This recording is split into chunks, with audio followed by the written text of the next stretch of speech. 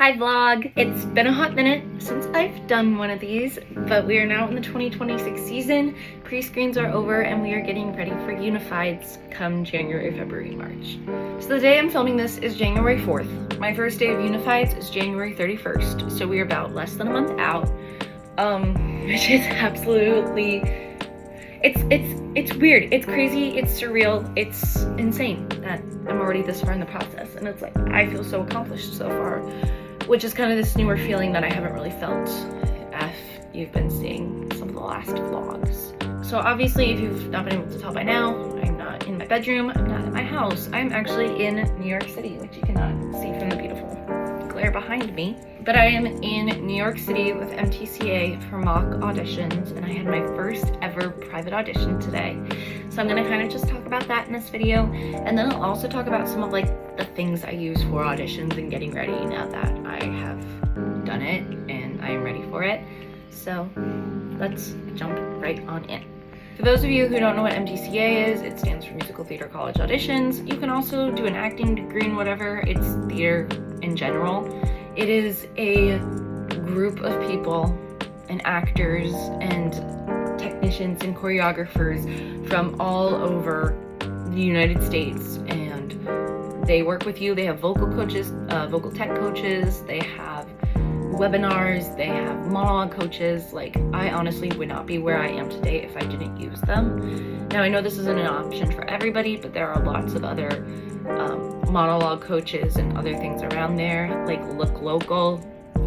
They also have MCA, which is my college audition. That is another company that you could go with, but we decided not to go with. The more people you have in your corner, the more confident you can feel with the material, the better off you can be. I am somebody who is very nervous before things, even though I've been performing my entire life. And I'll admit, today for mocks, I was a little bit nervous, but as soon as I got in the room and I started singing my first piece, I remember I looked out the window to my imaginary scene partner or whatever, and I went, I have absolutely nothing to be afraid of because I feel so prepared and so ready. So if at any point in this process you can find a team that can help you make you feel that, you are going to be great. So I'm gonna kind of just walk through how mocks went for me and my thoughts about mocks and my thoughts if you should do mocks. This is from the MTCA perspective. Again, if you go with MCA or whatever, a couple of companies do it differently, but this is my initial thought. Mocks were in New York and they were at Pearl Studios. And if you don't know what Pearl Studios is, that's like one of the big audition studios in New York where all the Broadway shows that audition or rehearse. We go into 2 rooms and we do our monologue, our songs, and then they would ask us questions or have us redo something kind of like it was in, how it is in an actual audition. We had like a 10-minute break for lunch, and then we went to the other room. And this entire time also in these rooms, it was like a 2-hour session for both. And we're watching everybody else go through, you're taking a bunch of notes, and then at the end of it, you get feedback from the 4 people who are in the room. So then we repeated that and did that in the second room. And I honestly feel like I did worse in the second room because of the notes, and they were given to me so quickly because I was one of the last people to go. And then I just tried to figure out how I could incorporate that all into like 30 seconds getting ready for my next audition. It was like, okay, how do I fix this? How do I redo this? And in the second audition room, it was completely different. Like the first audition room, I had a hard time like explaining to the pianist how one of the pieces went. And one of my notes was, make sure you take a little bit more time explaining these parts. But then as soon as I went to the other room and I was like, okay, I'm gonna take more time, the other pianist was like, nope, I totally got this. I totally understand this music. So that was also like a really good thing, just knowing that different people from different backgrounds are gonna have different opinions on different things. I also had one of my monologues be told in the first room, we want more breaks, we want more pauses, we want it to be more dramatic. And then in the other room it said, we want this to be faster, we want this to be quicker. So it just really depends on the school, and you're never really gonna know going into it. I mean, the number one advice I can give on that is take notes and take adjustments when they give it to you. So if they have you perform a monologue again, really listen to why they want you to perform it again, because that is going to help you a lot in the long run. After that, we had a alumni session, and we talked a lot about like how to self-assess yourself after an audition. And then we talked about answering questions and stuff with some of the teachers at MTCA and some of like the leaders and whatever of MTCA. And then we went in for the dance call, and I am strangely somebody who who sucks at dance calls. I'm a competitive dancer.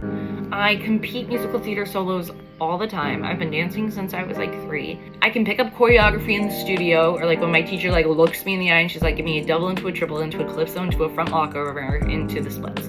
Like I can pick that up without her even going over or showing me how to do it. I cannot for the life of me do dance calls. So this dance call was very rocky, but again, I'm grateful I had it, because when I went in for this morning's actual dance call, I felt so much better, but I'll get into that for a minute. Got notes for that also. We had a lot of critiques, and they actually went through everybody's critiques in front of everybody, which was not the case for the other ones where they just had you in groups.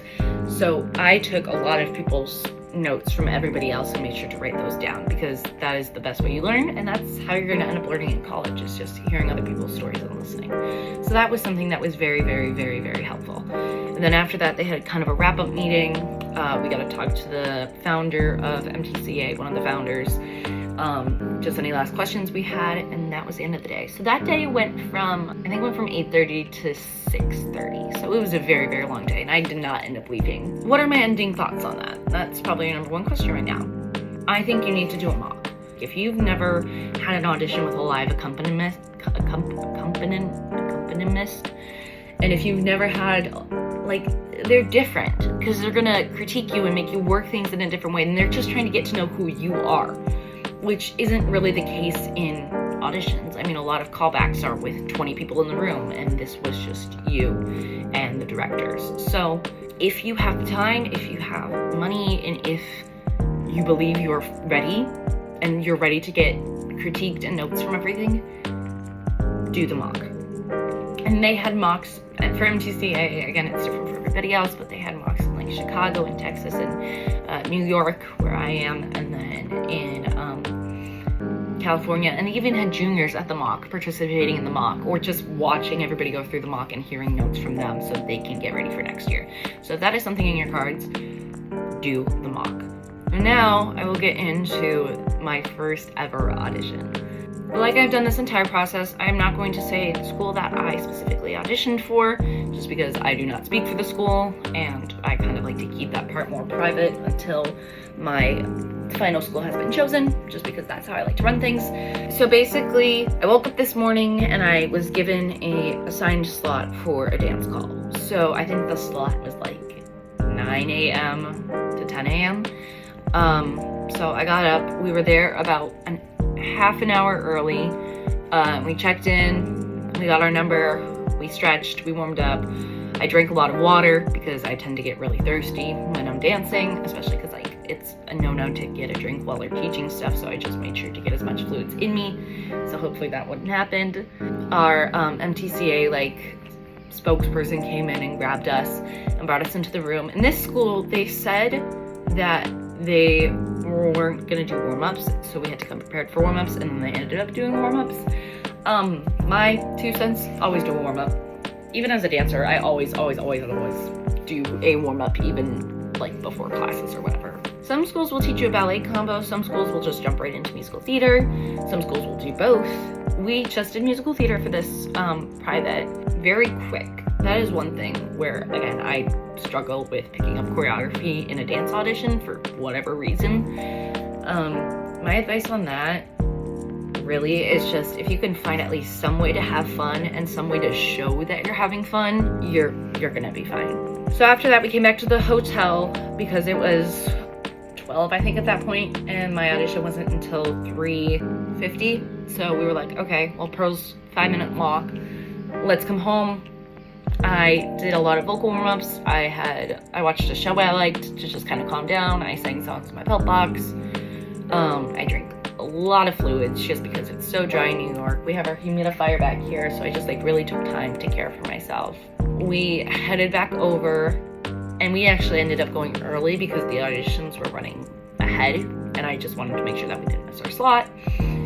So we got there about like 40 to 50 minutes early before my scheduled slot, just to make sure that we had time, because that's always a good thing to get there early, so they're not like running around looking for you. And I was like, God forbid I missed my slot, and then they don't want to see me, especially just after I got excited about this school. We get there, and They weren't as ahead as I was worried about, so I got more time to sit and chill and warm up, and I got to talk to a lot of people and hear their stories and get to see some of the shows that they were in.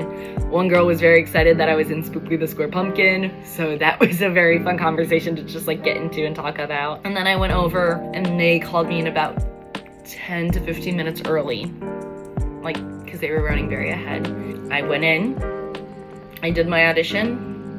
Say hi to the people as soon as you walk in. Don't go straight to the pianist. They want to see your face for the first time. So I did that. I talked to the pianist. I made a connection. I saw his name tag, so I knew his name going into it. And then I sang my little heart note, and I was very calm and cool and collective. And that was kind of my audition side and experience of New York this trip. That being said, I'm gonna take a quick minute just to show you what I brought, if you are wondering, like, what do I even bring to do something like this at New York? Okay, so these are the stuff that is specifically in my vocal bag, and I don't know where everything went. It's kind of all scattered, but I will show you as much as I can. Number one is throat coat. This mostly stayed at the hotel. This didn't come with me anywhere, I don't think. And they have like a hot water coffee machine here, so I would just pop this in. I had a couple of packs just in the 2 nights we were here, before auditions, after auditions. It's just, yeah, it's a tea that I like. I put some sugar in it to just make it a little bit sweeter. Live, laugh, love throat coat for literally anything. I then have Vocal Zone, which is something that's very highly recommended. This is very, very minty, so I can only have this like sometimes because otherwise like my head sets on fire. Next up, I have this Beekeeper Natural Proposals Immune Support Daily Throat Spray. You can use this as much as you need. It says 4 serving sizes. I always just do 2. I use this before my Oliver shows. Next up, I have my beautiful belt box. And then have my beautiful Kendra Scott bag of like multiple like little like, I don't even know, cough things. We got a berry, a cherry, and another throat coat, like hard candy kind of like. They're very good. Again, I use these before shows typically. This next thing is Xena Greens vegetable powder that you can throw in your water. I drank like 2 of these this week just for extra whatever sugar nutrients that I would need. I then have these water drops, and these were my saving grace for dance auditions. I think they have an online store, but I'm not really sure. They might just be like a Minnesota thing. And this is just the box, but they come in these little tiny pods, and I brought 4 kinds of them. This one has the caffeine and like extra hydrating boost. So I used this before my dance audition just because I needed that. This one literally tastes like Sprite except without the carbonation. This one is just hydration. And then this one's like ultra hydration, and this is basically the same one as the caffeinated one except with no caffeine. Nasal mist. Final thing is these sound straws. I think we got them off of Amazon. So anyway, that is my New York Mux vlog and ideas that you can use. I'm not going to do a college recap right now just because this video is already long and I've talked a lot about other stuff, but I will be sending out a college recap soon. But if you're very interested in those, go follow my Instagram because I post those all the time. Have a good night and good luck with your college audition. Bye.